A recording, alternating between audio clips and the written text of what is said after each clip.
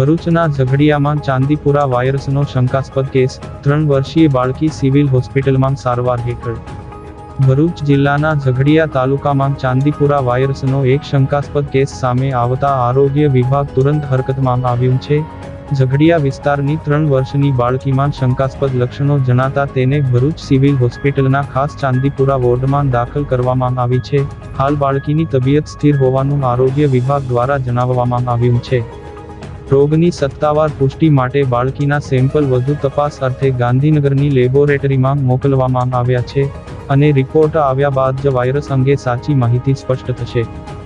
આરોગ્ય વિભાગ દ્વારા એવું સ્પષ્ટ કરાયું છે કે નાગરિકોએ ગભરાવવાની કોઈ જરૂર નથી, પરંતુ સાવચેતી રાખવી અનિવાર્ય છે। બાળકોમાં અચાનક ઊંચો તાવ આવવો, ઉલટી, ઝાડા થવા, ખેંચ આવવી કે બેભાન થઈ જવા જેવા લક્ષણો જણાય તો તુરંત જ નજીકના આરોગ્ય કેન્દ્ર અથવા હોસ્પિટલનો સંપર્ક સાધવો।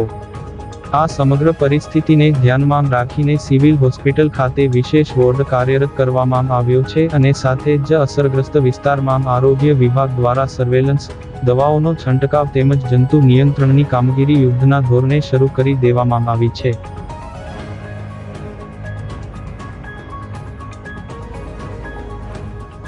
અત્યારે આપણા એક શંકાસ્પદ કેસ છે, ગઈકાલે ઝઘડિયાથી આપણે ત્યાં આવ્યું છે, જેને આપણે સિવિલ હોસ્પિટલમાં એડમિટ કર્યું છે। 3 વર્ષની બાળકી છે અને બાળકી અત્યારે સ્ટેબલ છે અને એનું સેમ્પલ છે ગઈકાલે સાંજે જ આપણે ગાંધીનગર લેબોરેટરીમાં મોકલી દીધું છે। સર્વેમાં અત્યાર સુધી આપણે કઈ કામગીરી કે અને કેટલી ટીમો છે?